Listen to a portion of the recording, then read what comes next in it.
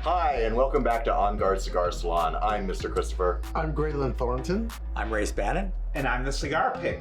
And behind the camera is Pup Amp, who runs the show. Oh my god, no, please don't applaud for me this one time that we remember to oh no, stop. So, you would think after 23, this is our 23rd episode. Yeah. Woo. Can you believe that? Yeah. Did you think it was going to go this long? No, Not at all. I really didn't. No. So after 23 episodes, we got it right, Amp, and we finally yay. included you. So we were talking, and we just got done. We got back from Austin Kink Weekend, and we were looking back at all our shows and kind of some of the comments and just doing kind of a retrospective, and we kept coming up with, well, I wish we had said that, or I wish, we always critique after the show, and we always have better things that we think we want to say. So we thought today we would take a moment, go back through a few of our shows, address some of your comments, and tell you some of the things that we wish we had said. So let's go back to the very beginning. And our first episode, it was just the three of us. We didn't have Graylin yet. He hadn't signed on. He wasn't available. No, his his contract, schedule. he was negotiating, and they had to go And back. now here he is. He had that lengthy rider, Oh remember? my God. And all the writers. Oh my God, you should see what's up. I had to turn down the Color Purple movie. It was awful. All right. So Graylin, Yes. you've seen the episode, I I assume. have, yes. Anything you would have added to that episode? Well, it was funny because you're talking about bathhouses in Right. that episode, and I think I've said this before, but when I turned 16, I got in my car and I drove to San Francisco and I went to the Ellis Street Baths, but no one told me that you could have sex there. I thought it was a gay hotel. So, I you checked thought you it. just got a shower? Yeah, you had a little room, and so I checked in, and I was only 16. They didn't even ask me for an ID. I just went on in there. Can I say that on camera? Anyway, so I The statue's out on that one, right? Yeah, I think so. Yeah. He's 80, so it's like 60 years ago. but what I did was I left there. I went to Polk Street. I hung out in the back of the bookstores where they had the little quarter Love machines. And then, I went back there and went to bed. And then when I found out you could have sex, there was like, why didn't anybody tell me? Do you know how horny I was at 16? Yeah. I spent the whole day in a bookstore, for God's sake.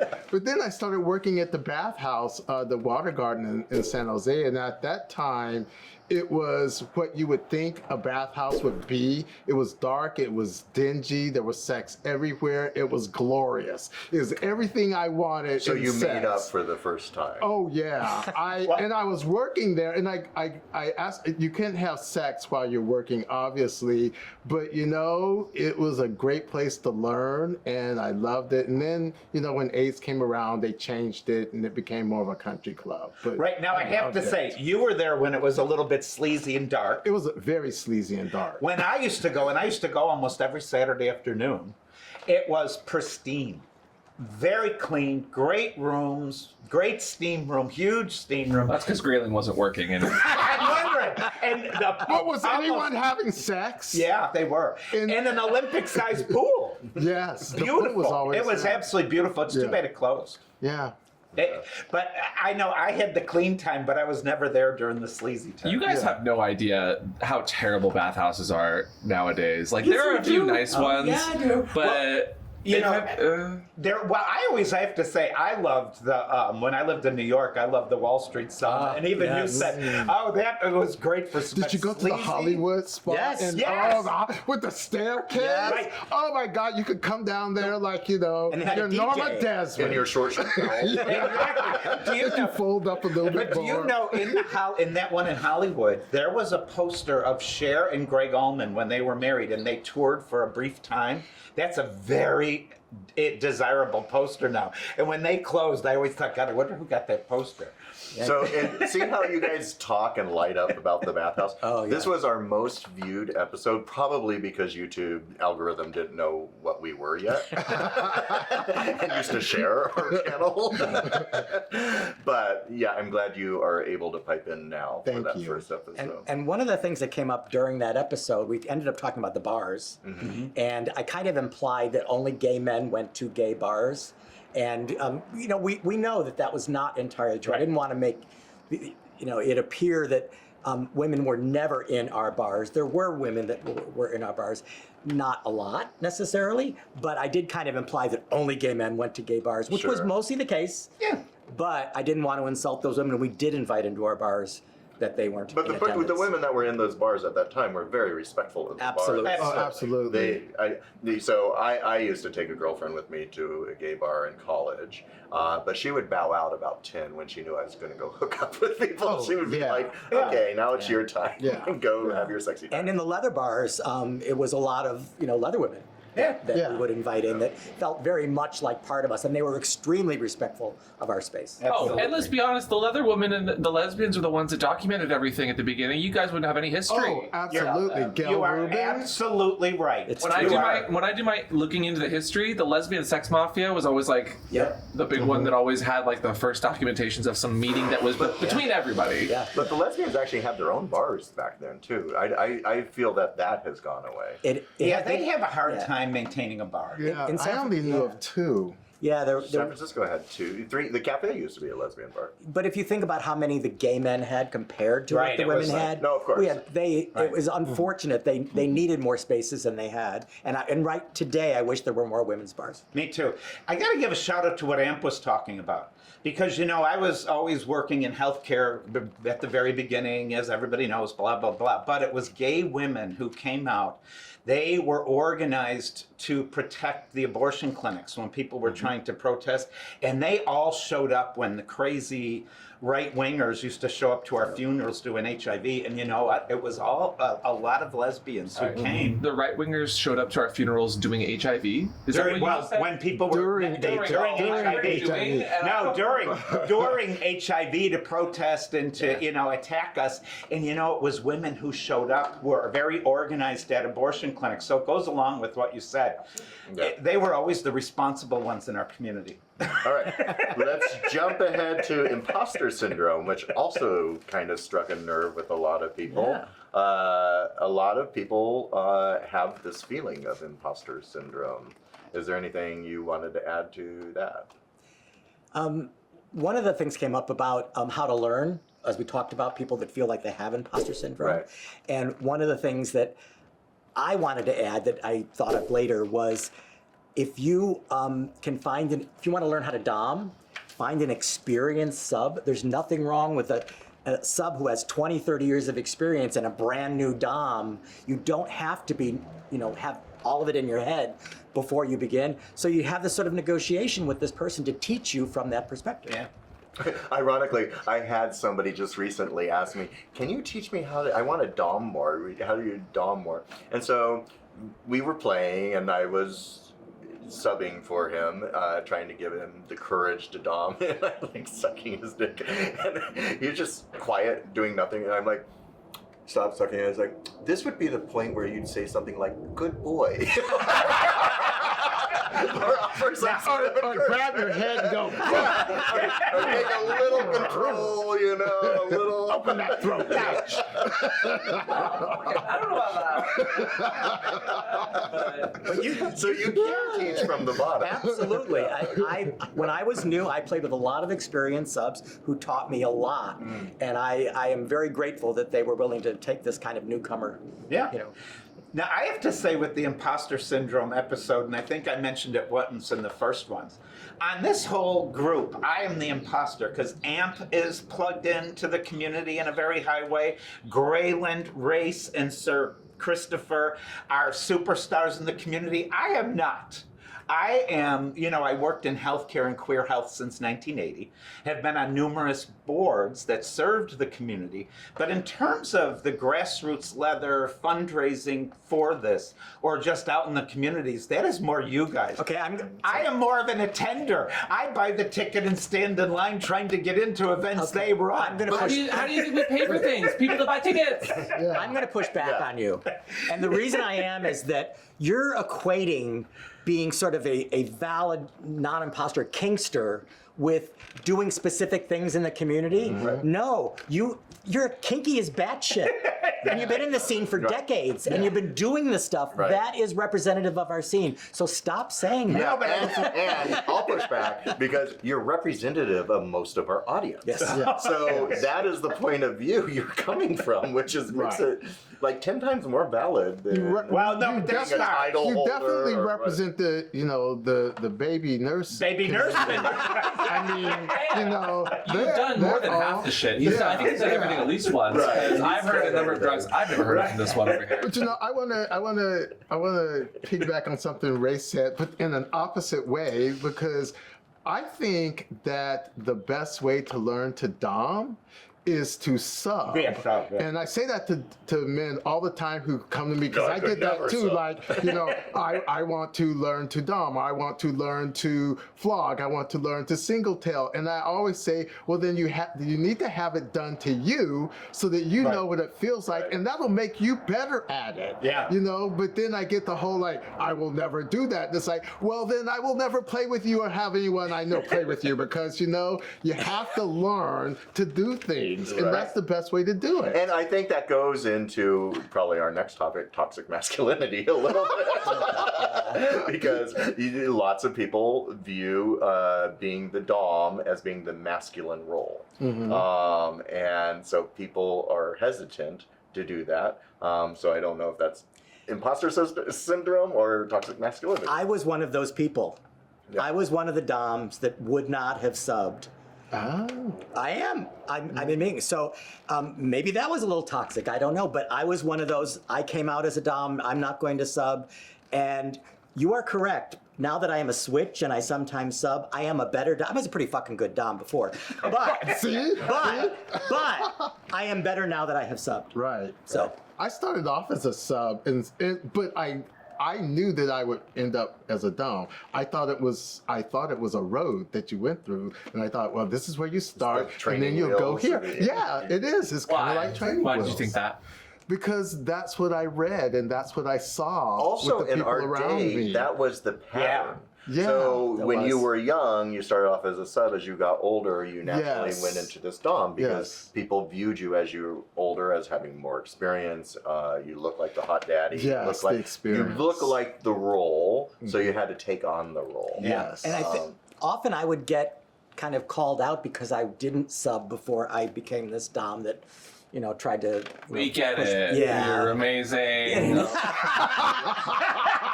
Now, along with this, with what you just said, Race and I had talked on one of the episodes, and there was a question about how do you get started. So we said, you got to fake it till you make it. Go in the bar, just have the courage to go in and to get in the community. That did not mean do like complex things without having ever done it before. It just meant for people who wanted to enter into different events or community, they just have to muster up that courage and walk in and do it, not take on complex scenes and things to do without knowing what they're doing. So we wanted to clear that up. Yeah. Right. All right. Okay. So coming up next is toxic masculinity. But you know what is not toxic? Our sponsor, Leather Daddy Skincare. So Leather Daddy Skin Company is a plant-based skincare line with a kinky twist. Leather, scotch, vanilla, and 18 erotic spices are bound to get the blood flowing, getting you ready to dominate your day. If you use offer code ONGUARD, you'll get 10% off your order. So thank you very much, Leather Daddy Skin Co. All right. Back to toxic masculinity, which also had a shit ton of comments to it. And lots of people view toxic masculinity differently. Right. Also, a few of them were actually supportive of the non-bridal parties, But then we also had a few that were like women who like, I kind of want to hang with you guys. How do I do that? What do we say to them? So my take is most of the women who would say that are probably the women who would be most respectful of our space, and we'd be, okay, cool. Yeah, and they're not an issue. Yeah, if somebody says, how do I do that? I want to hang with you. What do, those are the people that are like, yeah, cool. It's the people who come into our spaces and kind of frankly violate our space. Yeah. Right. And They have a vital braille on and what do you call the sash? But that they're the bride. it's just like, when we were talking about allies, when you're an ally, you emulate and respect the people that you're working with. And it's just like when you go into a gay space, respect the space. I would never go into a women's bar and pull focus from the women. Right. Ally is I say ally is not a passive term. The same way respect is not something that is passive. For me, you earn respect, you gain respect, you get respect. You don't get it outright because I don't know you sometimes. I don't know what you're up to. I don't know if you're going to stick your finger in that go-go boy or if you're going to give him a 20, And as somebody who worked in the bar in a number of different positions, like I've had to deal with a bridal party that did not take no, as I'm literally naked dancing in front of them, and they're like, what? Like, that's not respectful. Those people don't get to come to the bars. But That's an interesting point. One of the things about the this topic, I thought when I saw the comments, is it's so diverse and it's such a huge topic. We did hit, superficially, but it's kind of like trying to boil the ocean because it's just such a big topic. That I thought it was positive that so many people watched it, and we had the kind of bell curve of people who disagreed or agreed to those who really agreed. So I think a lot of it's topical. Let's also get back to the affinity space concept. Is it toxic to want spaces for just certain groups of people? I don't think so. I think that, by the way, a lot of the comments said, thank you for telling me about the term affinity space. They hadn't even heard it. So, that's good.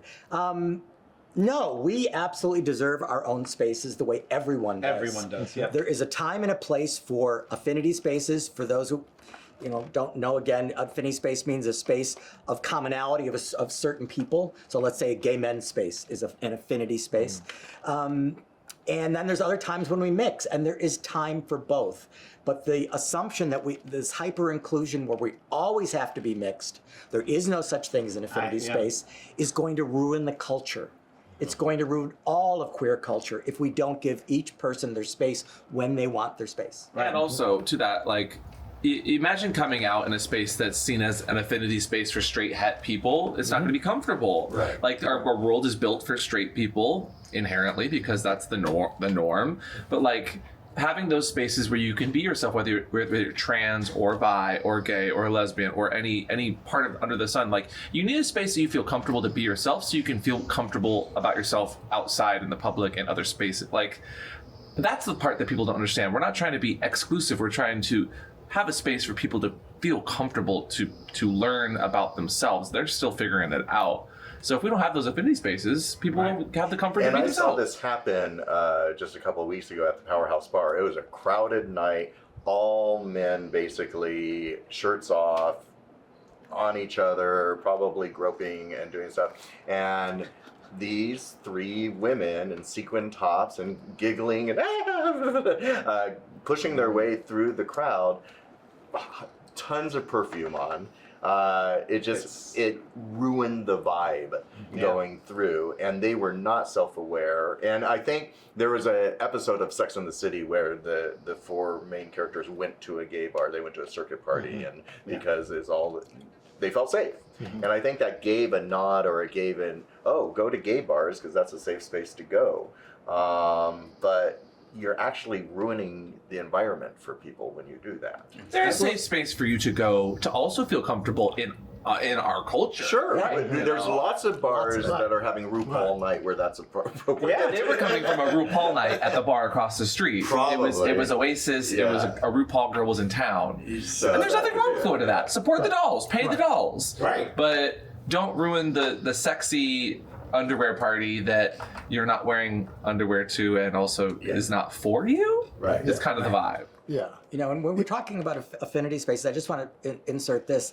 I think sometimes we say we want gay men's space, we want women's space, etc. But there are smaller subsets within our queer community that sometimes don't have their own affinity space, and it is incumbent upon us to sort of promote them having their own affinity space too when they want it. That's Right. You know, behavior, and thank you for saying that, Race, and behavior is different when you are with people who are like-minded and have the same background. You know, I have to say, when I'm at a black dance, like the Onyx Party in Chicago during IML, it's an energy that I love, and it's because we're all familiar. We know the music, we know the language, we can do whatever because we all have that commonality.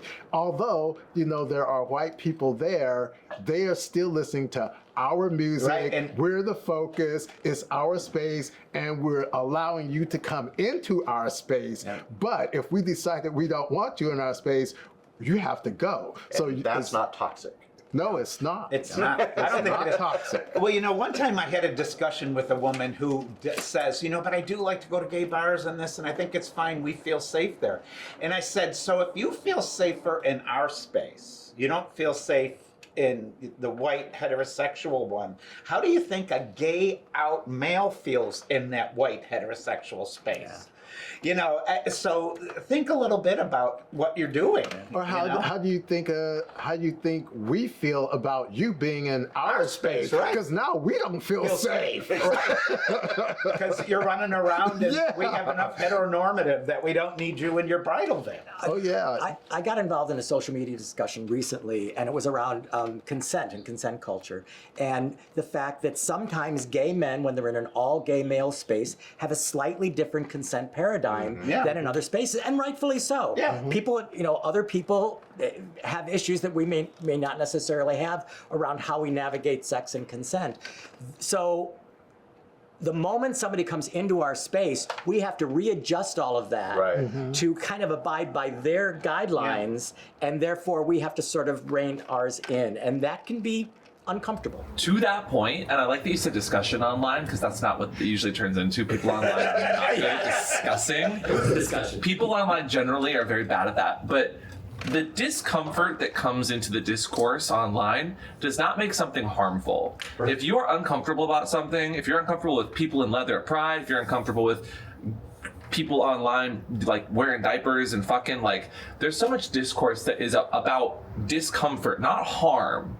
And if you're gonna have a discussion online, you need to come into that discussion having the proper mindset. If your discomfort is what's driving it, fine. But when I call you out and I say that's not harm, you can't then double down and be like, well, gays are just disgusting. Like, discomfort is not harm. And I'm glad you brought up the consent thing too, because we come from a generation where cruising was a big deal. We did non-verbal consent all the time, and you could tell through eye contact if your advances were warranted or wanted.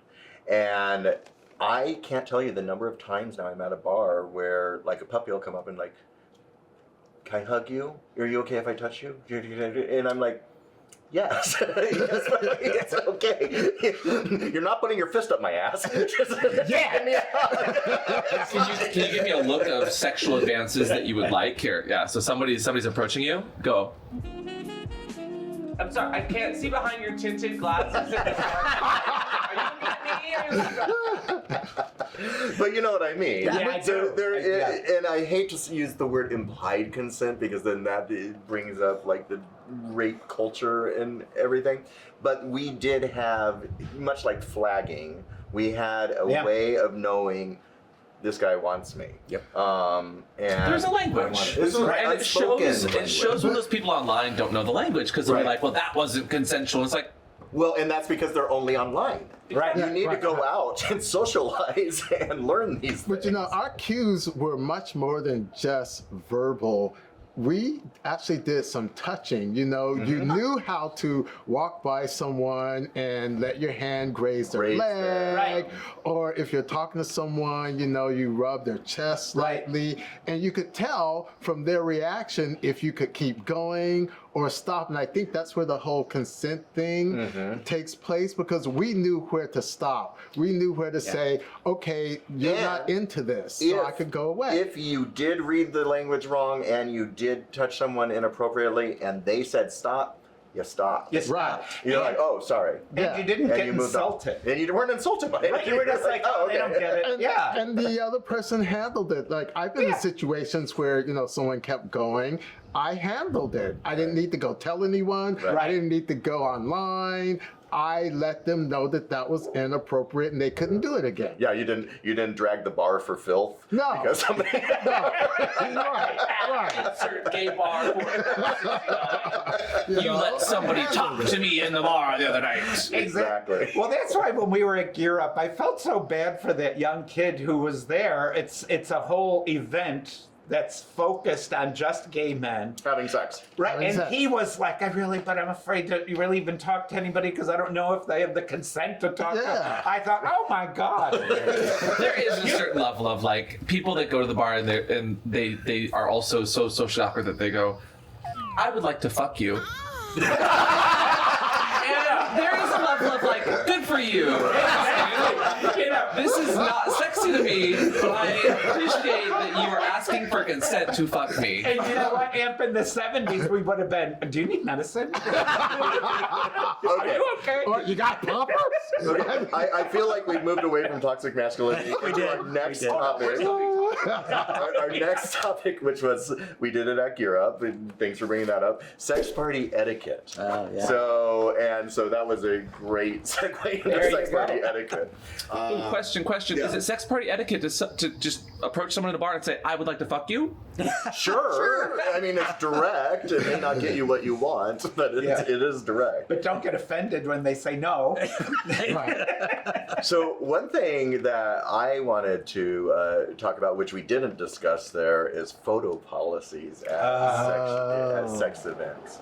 So we're now in this day and age where everyone has a phone in their pocket, right? And it is commonplace for people to take photos of, especially if you did a hardcore whipping scene and you wanted to, I mean, you need to get that when it's fresh, right? You want to show those marks off. You want to take a picture of your sub and maybe use it on social media.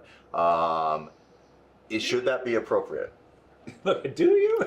Well, I don't think you could use it on social media without everyone consenting to that. It's your sub, and it's you. You're taking no pictures of anyone. No, but I mean, as long as you and your sub. Of course, agree. right? Okay. You have to consent to the person you took the right, picture right. of. Of course, Yeah. that's what I'm saying. Yeah. And usually that is the case. But a lot of these places have a no blanket policy for having any photos of any kind anywhere. I think that is an old style guideline that back in the day, to use one of your terms, people were at high risk. Yeah. And I think that to some extent they still are, but young people have a phone in their hand when they have sex or play almost all the fucking time, it seems. When I play with younger people, they all want to document the play. To the point where I have to get the phone, I forgot. So I think we need to adjust around that reality. And so spaces can say, if you are sure no one's in the background, you can take a space. Or like one party, your party had a photo place. Talk about that. Well, before I get to that, I wanted to make another point though. Again, back in the day before we had phones with cameras and all of that, camera equipment was big and clunky. And you all could of see that. what that picture. A Polaroid You coming remember the out. Kodaks with the cube Oh flash? yeah. You couldn't go to a play party and like have some flash going out, the little Polaroid thing coming out. That was much different. And now it's much easier. And to your point, Onyx we're always looking at new ways to do our parties. And for our first party, Pound Town, because Stefan, who's always been a guest here, has OnlyFans and Just for Fans. Everyone has Every OnlyFans fan. and Just for Fans I don't now. have a Just for Fans and OnlyFans. I don't either. I don't have I any know of that. people who have started Just for Fans accounts so they can play with the hot guys. they don't even want it for the money. Oh They my just like God. the hot guys Yeah. will have collabs with Yeah. me. I'm making a note. Should I stop recording on my phone? Oh yeah. Not Did I consensual. Did I give consent for that? But you know, we I'd like to did. fuck you. Okay. Okay. Okay. But we did create a space where people could Which is take pictures because the kids are doing that these days and they want to be able to do that. And so we allowed it, but it was a space where you knew that that was happening there. We had someone there at the door saying, if you enter here, you may be in a picture. And we also had some people inside not to take pictures of people who didn't consent or wanted to be in their Right, photo. and I think it was people will be respectful of Yeah, that, right? absolutely. Nobody wants to put someone gawking in the background of No, the scene. no. It's like, this is our scene. Excuse me, get out of our picture. You know? No, and I'm glad to hear that being said because it just recently come to my attention. I'm on a do not invite list of a local club here because I took a picture at their event, and it was a big hub-da-dub apparently, and now I'm not invited to anything because I took a picture. Nobody else was in the picture except the person I took a picture of, Right, and it was all which was me. consent. Right. It was me. He was in the picture. I was the and I think that's called hubbub, not hubdub. But Hubba-dubba. that's okay. But you know, the one thing, I agree with all that's said, but from my personal opinion, I find it interesting because I think Dory and Folsom, with all the cameras out, have totally changed what it used to be. So the very people who now want to go there and experience have no idea what it really was like when everybody didn't have a cell phone. Well, that's a good point. So at a public event like that Right. where everyone's Right. taking pictures, what should the policy on that But be? I think no phones. Well, that's not No, it's never gonna happen. It's not, Is, but is it's changed the Story and event. Folsom public event? They are Yeah, considered. it's outside of They're the street. street fairs. Yeah. Yeah. If you live but- on that street, you have to But get don't they home. have an 18 policy? Don't they check Yeah. going in? Yes. But Yeah. still, but remember what before they were even invented, how different street fairs were. Before cameras were invented, remember that? Well, We had to cell phones. chisel on a rock. And I remember just recently seeing a party from a past IML. It was one of the big, which means you're at a sort of kink dance party, Right. and somebody doing this, and there were hundreds of people Right. identifiable behind them, and that was on social That's media. wrong. Right, Exactly. right. So, but is it, the thing is, I don't know, it I becomes know, a gray it's- area. I think phones have become part of our culture, and we need to adjust to that. I also think that most people will reasonably make sure nobody's in the photo that doesn't want to be in it. But if you're in a big dance or Folsom Street Fair or Exactly. whatever, Don't it's going to be happen. pulling your phone. I mean, But it happens, right? Just went to the bar the other night with a person who's on social media. They never show their face, but they were not in like their hood that they usually wear. Was approached by someone at the bar like, "Are you so and so from online?" Like, there's no way. There's no way. If someone wants to know things about you or wants to find you or take a picture of you, like even if you are constantly covering your face and your face does not exist online, people are still taking photos and going to be there. And the day and age of social media is a wild one that needs a bit more rules to it, but you can't stop it. It's happening. You're right. It's the new. But you reality. will probably remember this. There was a huge leather club that had a huge leather event in the East. And someone took a picture of one of the attendants and put it on the cover of a magazine. Oh, Jesus. Oh, I don't remember that. Okay. I So- bet you would if I told you. If you did, Yes. I probably would. But you need a And model release to publish. he did not do that. Ooh. And there's another club, a BDSM club in New York that's no longer in existence, and something similar happened to them, and they're no longer there. Well, that's fucked up. Yeah. I think most people are respectful. That's fucked up. Yeah. And I think it's a time You just thing told it too. really. Yeah, I did a Graylin. Well, I will tell you. My husband has a tattoo bodysuit, and somebody took a photo of him at Folsom. Now they didn't put his face in, but it was What his. year are we talking? This is mid '80s or '90s. so. Well, but he was on the cover of Frontiers magazine.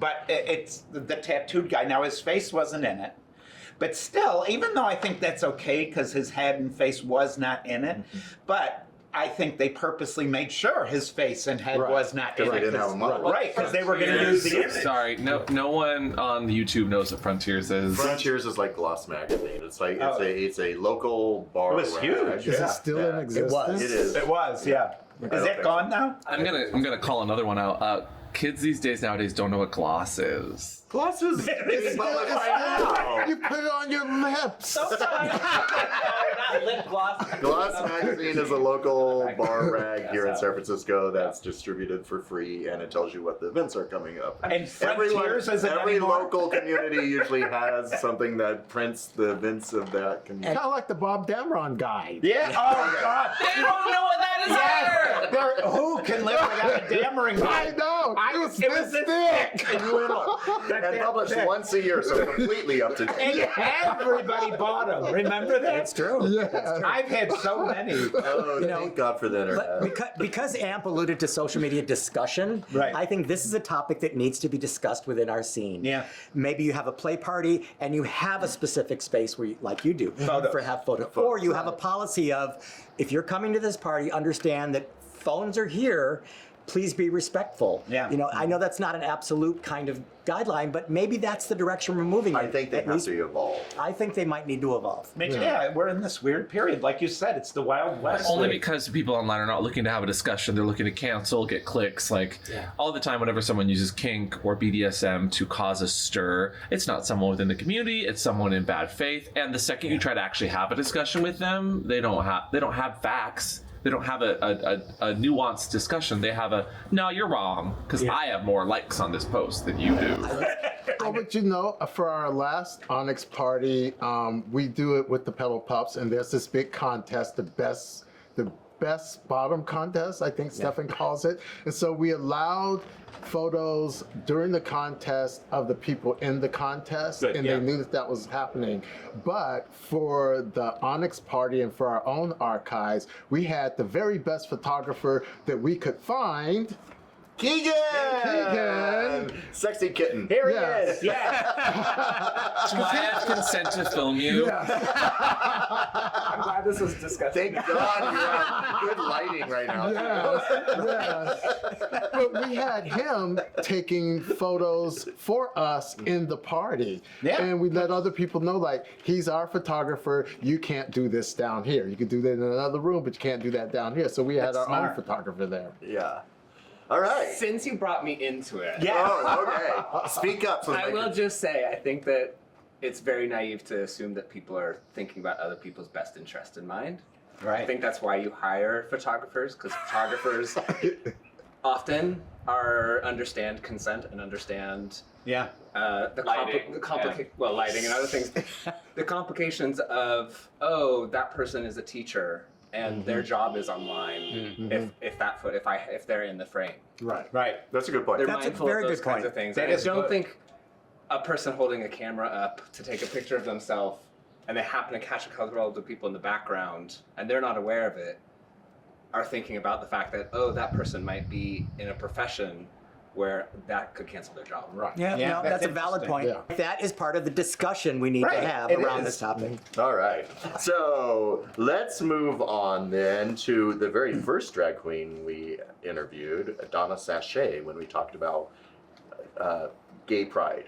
Well, you know, I mean, gay pride is problematic all around. Sure. You know, and especially when it comes to the way pride, I don't want to say sold us out, but has become more Sold us commercial. out. Yeah. Okay. So No, say that, become because the more- Pride Board here doesn't care about the community. Right. Okay. And it's They all care. about They advertising. care about the sponsors and money. Right. So I think, you know, there's that part of it, but then it really affects the leather community because they've sold out and they want a more homogenized parade, that puts Heteronormative. us in the back, that puts us so that we don't get camera time, we don't get the good announcements. And then even within our own contingent, you know, we have a float. However, the people who need to be on the float and deserve to be on the float are on the float. Everyone on the float is a title holder or someone like that, when I think the people who've been working for years and years and years should be on the float. The people who can't walk should be on the float. Those are the people. And even when it comes to picking the leather marshals, I love the leather marshals. I've been one. I think Race has been one. However, the way we pick them now is that anyone can be nominated. Anyone. Without any background, you don't have to know who they are. I can nominate you for leather marshal. And the way the voting happens is whoever has the most votes on vote day wins. So it's a popularity contest. Yeah. So you can have like all your friends come on one day and vote for you, and then you're the marshal. And I just no think matter what work you've put into the community. none. It's not even required. They don't even ask. And if they do ask and offer you a position as one of the marshals, they tell you you've been nominated, and then they don't give you a time frame of what that means or what. I was This offered. sounds very personal. Well, it is only because I was offered a nomination once. It made it sound like I was nominated to do it, and I said, "Oh, okay, that would be really cool. What does that mean?" And then a few days later, they said, "Oh, well, we chose someone else." And I said, "What do you mean?" It's like, "Oh, we had a voting process." No, there was no process. The process was broken. It didn't work. And then they gave it to someone. I'm not saying that person's not welcome or shouldn't get it, but it was someone who just won a title and hasn't been in the community for Years, long. like you Well, have. that's where I was going to push back. I was like, so you're saying title holders shouldn't be? In No. the thing? I'm saying that it should be longevity. And when it comes to the float, I don't believe title holders should be on that float. I think the current title holders. No, should. let them Why not? walk. Let them walk. No. Here it is, though. When you're the current title holder, you're supposed to be on the street. You carry the banner. You go. You meet people. You shake people's hands. You don't stand on a float with And all the wave like other. the queen? Yeah, Right. and party. It's not a party time for you. It's work time. So get out there and do some work. That's right. And someone like you with a bad hip should be in a throne on that floor. Yes, with my Oh, crown man, I've been on. around You and- know, we need a new queen. That's right. And you're that queen. And I'll be that queen. But I don't want to harp on the I people agree. who do the leather The work. contingent Yeah. because that's a lot of work, Yeah, it and is. they've inherited it. And I think back in the day, it made sense to nominate people because the people being nominated were the people who deserved it. And it made sense to do the voting that way. But times have changed now, just like taking photographs. It is. You have to progress. I think also the community has changed. It's expanded so much that I don't think a lot of people even know who's in our community. Yeah. Right. anymore. That's true. It's gotten so large, and it's over such a spectrum of different Yes. fetishes and stuff. It's hard, and they form cliques very Yeah, easily, right. right? And then it becomes a popularity contest, Yeah. and not really doing the work for the community. Right. Right. But you mentioned Donna Sachet at the beginning of this, and I'd like to give a shout out that I thought it was great that Donna years ago was actually on TV, you know, in a place, putting herself out there. She was, you know, the MC for the parade for years. I think she still is, right? For the local so. news. And so for Donna Sachet that you meant, I think that was an entree into the community back then that was really, really important for visibility. So I want to give her that shout out because I think she still does it. Oh, she does tons of She work. does She so much does, work. and is out there. Yeah. So, like you said, she earned her stripes. So You know? she can sit on the float. You know, it's not about that. No. Come on. You know? I get what you're saying. Wait, I do too. And there's also most of the people who do most of the work in the community are front facing. Right. So a That's lot true. they're not out there looking for the Yeah. publicity. So they go under Yep. the radar lots of times. And they're actually unknown. So this is a great opportunity to put them on a pedestal for That's a second it. Yep. and give them the due that they deserve. Yes. I think that's what you're saying. Because everyone knows who these people are. You know, we see Because they're them doing the work. Yeah, we see them doing the work. Yeah. But then when it comes time to, you know, put someone on a pedestal or give them their roses, we pick the people He's the who brand are new title popular. holder. Yeah, it's the popular been in the community people. for It's 6 like, months. it's like, this guy's been doing this for 20 years. Yeah. Let him be a marshal, please. You'll have next year. Right. Yeah. You know? I love it. Okay. All right. Well, that was good. Did you have anything else with No, that? I was just going to give to Amp's point about pride generally and sort of marginalizing people and not really paying attention to certain I want to give props to the recent Palm Springs Pride because they made every marshal a drag queen. Oh, I like They that. had I believe the But then are drag queens just taking over the world? yes, and that's okay. I'm okay with that. If drag queens ran the world would be a better place. Oh, Congress would actually be better. It'd be more sparkly, there'd be glitter. Yeah, but I think that was an example of a pride organization putting forth a marginalized community. I mean, people don't sometimes think drag queens are marginalized. Right now, they're marginalized, and elevating them and making them the center and not corporate stuff. Right. Well, the corporate stuff, I think, you know, the money takes over everything. But I really miss the days when it was a march, not a parade. Yeah. Yeah, and I think we said that in that episode. But do you as well. think that size has anything to do with it in terms Yes. Why of do you always pride? bring up size? I know that's offensive to you. Ouch! Wow. Okay. Oh, come on, we've all seen your. All right. You Oh my God! Wow. Oh my God!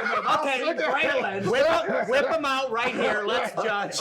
Oh yeah, but no, I just want to say that, you know, like when you look at Oakland Pride, because it's smaller, Right. they could bring in, you know, Chaka Khan and En Vogue and all of these things, and Palm Springs can make all their That's true. grand marshals drag queens, but San Francisco Pride is so big and so involved and so corporate that they can't even think of doing anything like that. Right. Well, look at LA Pride. It's turned into a musical festival. Yeah. I'm cool with that. Yeah. Okay. Who doesn't want a music He festival? mentioned Chaka Khan and En Vogue over in Oakland. I know. They have a music. We're the only ones that doesn't have a music festival. Well, but in Civic Center, we do have the stage where there are music. Okay, who was the last guest up there? Who was the last star? It The was last so great star? seeing Budweiser. Lady Gaga was. one Lady year. Gaga. How long ago was that? It was 10 in. years, 15. It was in like 15 08. years ago. Yeah. Okay. Okay. Yeah. Can you name an Peaches act? and Herb. I saw Let's stop right. I love Peaches and Herb They were a little old. from high school days. But they were there just a couple years ago. They gotta be like Okay, 90 I feel years we're getting old. really off They track. were Yeah. a little. Let's jump. Walkerish. Let's just. We're gonna jump to uniforms. Uniforms is another big topic that we covered. Part of the uniforms thing, I think we covered, and we don't call them. We call them nachos on this show.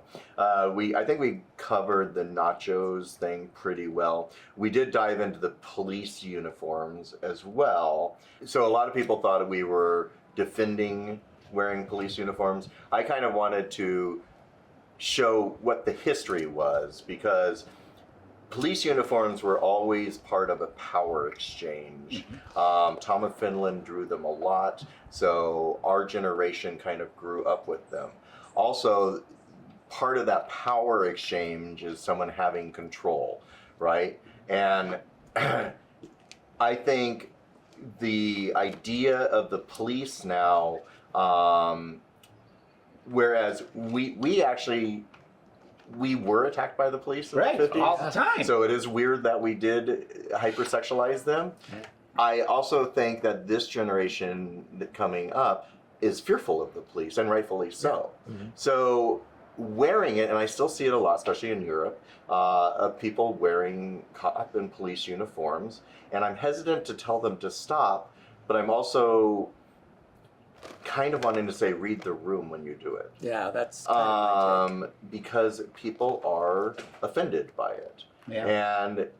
And some of their, and it's not, the offense that they're taking to it is valid, because the police are doing horrific things, especially here in America. I know that's not the case worldwide, but Kind of is, but. yeah, Well, it is, that's but- more so back to like the entire issue with most things is not being educated on a topic. You don't think kings should be a pride. Do you know your pride history? You don't think that, you know, Yeah. that drag queens should be a pride. Do you know all about drag queens and what they've done for us? You don't know about the history of leather and how we've kind of subjugated police imagery in that way? Educate yourself. Right.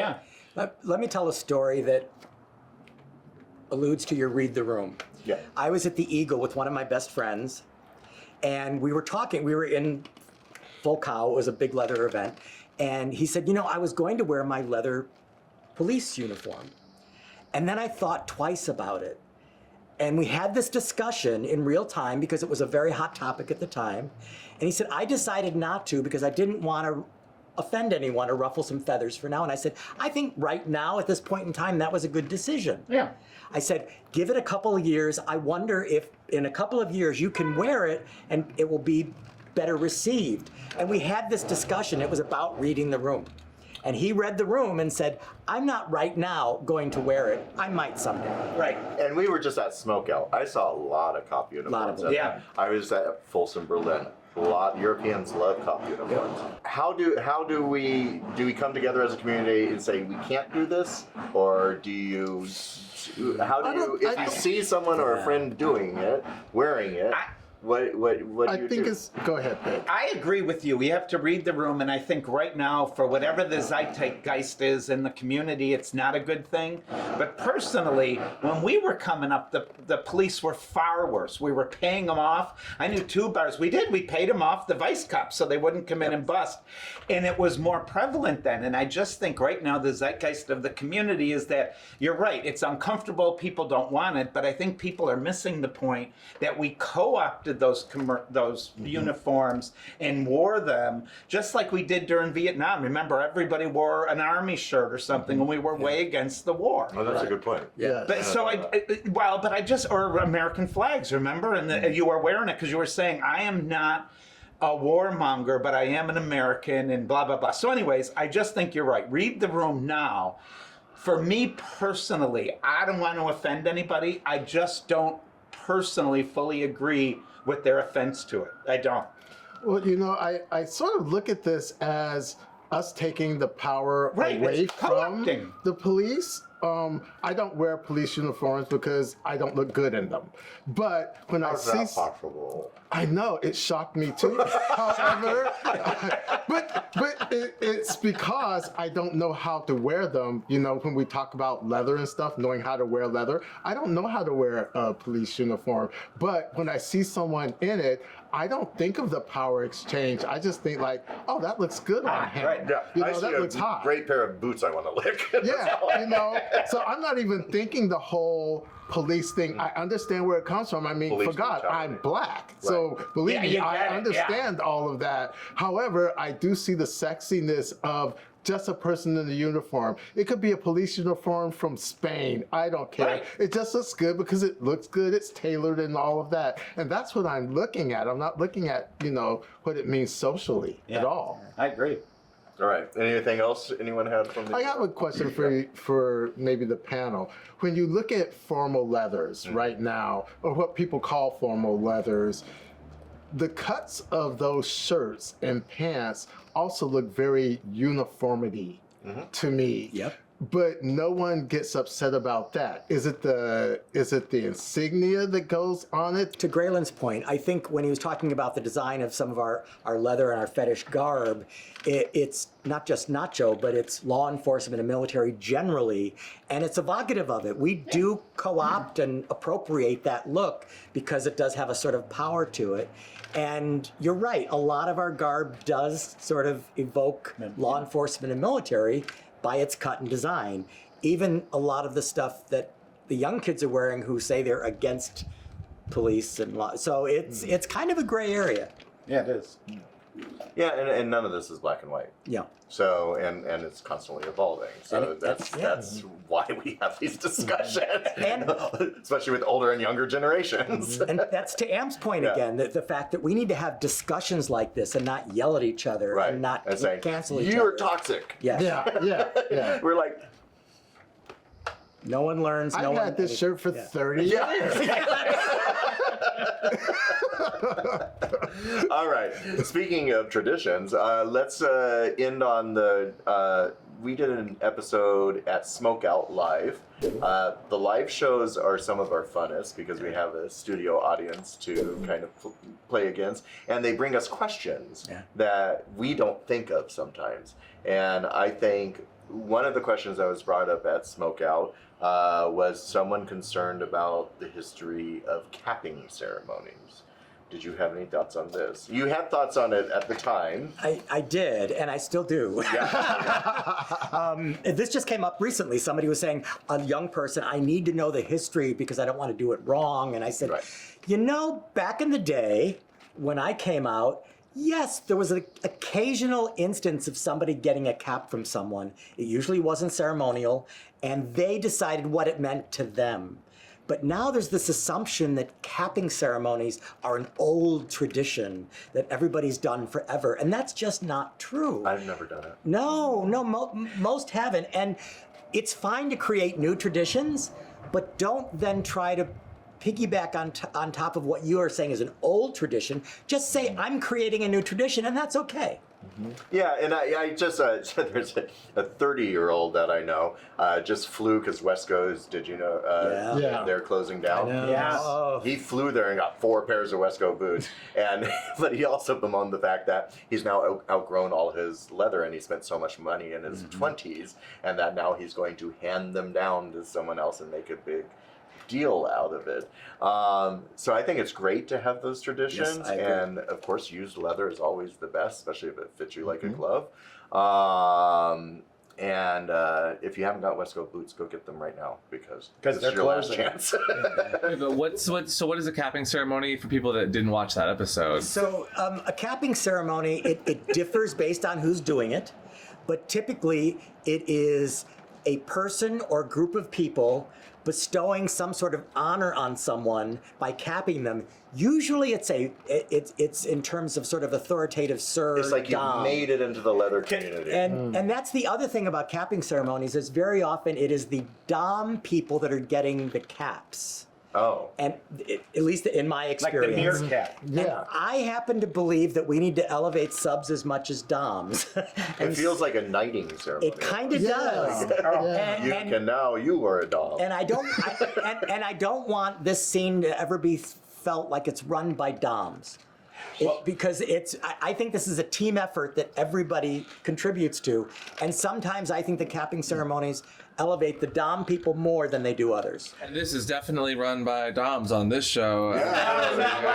Can I just say, and I know this is going to shock everybody that I've stayed silent about this, but being a nurse, I became a nurse at a time when they had capping ceremonies, and in your junior year, you got your cap. The male nurses, which they used to call us then, got a stripe, and then when you graduated, they got the black RN stripe on their cap. So that became an anachronism in about 1982 because no nurses wear caps anymore. But I was one so long. So when I hear you guys saying this about capping, I'm just thinking, oh my God, the actual history of that is in nursing. But isn't it indicative of graduating? It's It almost is. like, Yeah. you Yeah. know, Yeah. here, go out into the world and do wonderful things, my son. Exactly. Go for it. Well, you maybe know? we could turn the tables and do like a chastity cage ceremony. Yeah, that would be more. You are now a sub and You're- lock up. You'll never use your penis again. Nope. But I think the bigger picture, though, is creating these traditions and having people believe that they've been a tradition for years Right. when no one else has ever heard of them or has done them. And I do think that it's regional. And Like, they latch on to one person doing it and say, Yes. oh, the old guard. Right, is right, doing right, this." right. It's like all of us, and we're like, huh? yeah, I never heard of that before. But you know, we I don't think we did as much of that here in San Francisco, the Bay Area, as Yeah. they did on the East Coast. No, they didn't do it in New York either. There weren't capping ceremonies Well, that I that's know of. probably not true. I mean, the only tradition that I remember was the motorcycles being lined up at the Eagle. Whenever you got a new motorcycle, everyone would piss on it. Oh, yeah. I love that. Wait, what? I've never even heard of that. Really? No, you pissed on the Yeah. motorbike? Yeah. Oh, yeah. Whenever you got a new motorbike, you drove it into the Eagle, and everybody got to piss on it. Absolutely. Yeah, a motorcycle, not a bike. That is Motorcycle. A motorcycle. Yeah, you Motorcycle. said Yeah. We did it. understood. Okay. We did that all the time. All the time. It was, All right. it He a was thing. referring to a Vespa. I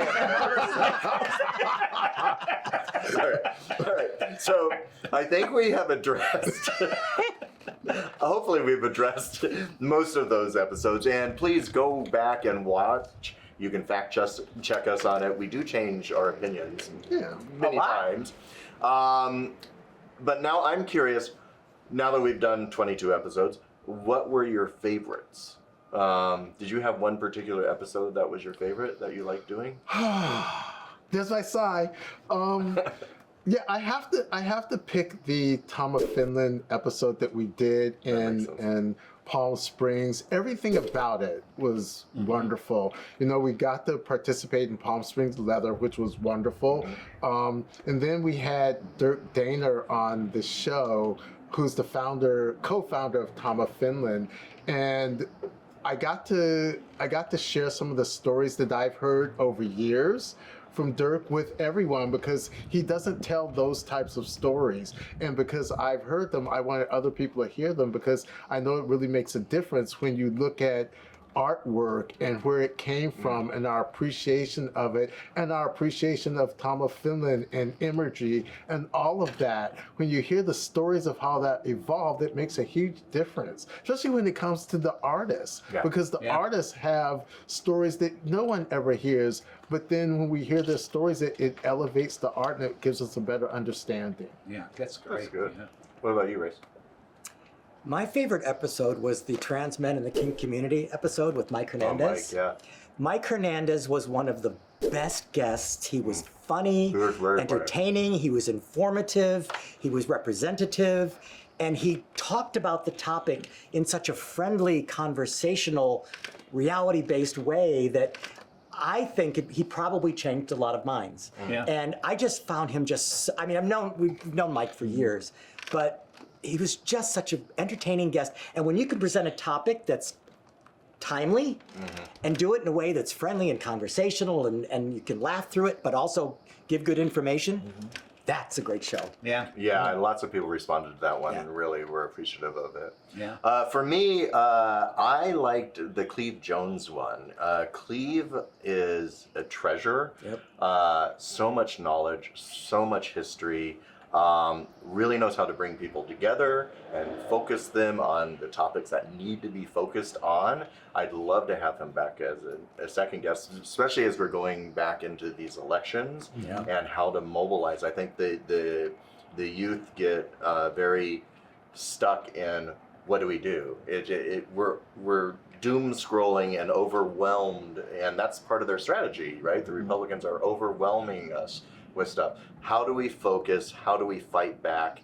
And I think he's a valuable source, Yep, that's great. just especially on his history and where we need to go next. Yeah. So I'm thrilled he came on the show. Yeah. For me, it was the quilts issue. And the reason for that is that... Are you talking about the unfolding of the quilt? Yeah. Okay, so that wasn't a full episode. That was one of our shorts. Shorts, right. Yeah. But the process of it was so important because as a provider, I think what a lot of people missed was the process of really creating the quilts. We used to have in our open spaces, first off, tons of volunteers. The community was so involved in all of our clinics.